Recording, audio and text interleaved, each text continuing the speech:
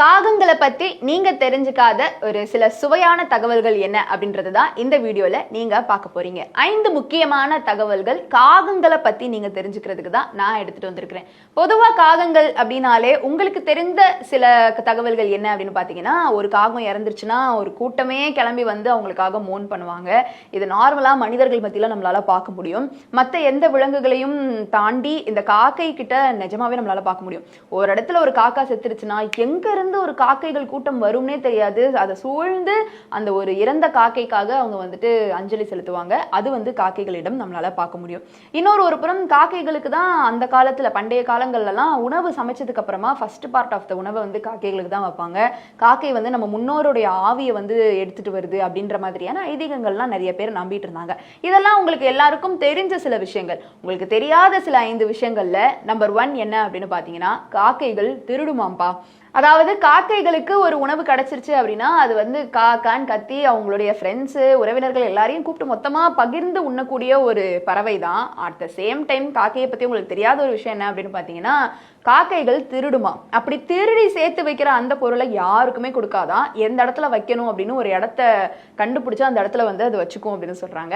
ஆனாலும் மற்ற காக்கைகளும் ரொம்ப கிளவரா அந்த இன்னொரு காக்கை எங்க வைக்குதுன்றதை தெரிஞ்சு அந்த இடத்துல போய் அதை திருடிட்டு வந்துருவாங்களாம். ஸோ இப்போ ஒரு குரூப் ஆஃப் காக்கைகள் திருட போறாங்க அப்படின்னா ஒன்னு இன்னொன்னு திசை திருப்பி ஒன்னு இன்னொன்னு கிட்ட இருந்து அதை திருடிட்டு வந்துரும் அப்படிலாம் சொல்றாங்க. ஸோ இன் ஜென்ரல் காக்கைகள் திருடும் அப்படின்னு சொல்லப்படுது. நம்பர் 2 என்ன அப்படின்னு பாத்தீங்கன்னா, காக்கையுடைய கூட்டுக்குள்ள ஒரு குயிலுடைய முட்டை இருந்தாலும் அந்த காக்கை தன்னுடைய முட்டை அப்படின்ற மாதிரியே அதை அடக்காத்து அது குஞ்சு பொறிச்சு வந்ததுக்கு அப்புறமா அதுக்கு பறக்கவும் கத்து கொடுக்குதாம்.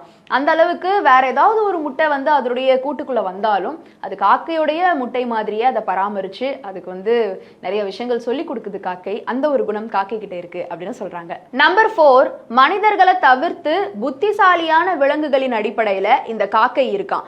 இன்னும் என்ன விலங்குகள்லாம் மனிதர்களை மாதிரி புத்திசாலியான விலங்குகள் அப்படின்னு பாத்தீங்கன்னா, சிம்பான்சி மற்றும் டால்பின்ஸ். ஸோ இந்த சிம்பான்சி டால்பின்ஸ் இதெல்லாமே வந்துட்டு மனிதர்கள் மாதிரியே புத்திசாலியான விலங்குகள் அப்படின்றதின் அடிப்படையில் வருது.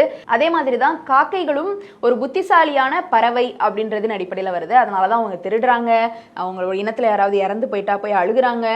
மனிதர்கள் மாதிரியே சில விஷயங்கள்லாம் அந்த காக்கை பண்ணும் அப்படின்னு சொல்லப்படுது. நம்பர் 5, காக்கைகளை பற்றி உங்களுக்கு தெரியாத ஒரு முக்கியமான விஷயம் என்ன தெரியுமா? கிளிகள் எப்படி பேசுமோ அதே மாதிரி காக்கைகளும் பேசுமாப்பா. காக்கைகள் கரையும், அது நம்மளுக்கு தெரியும்.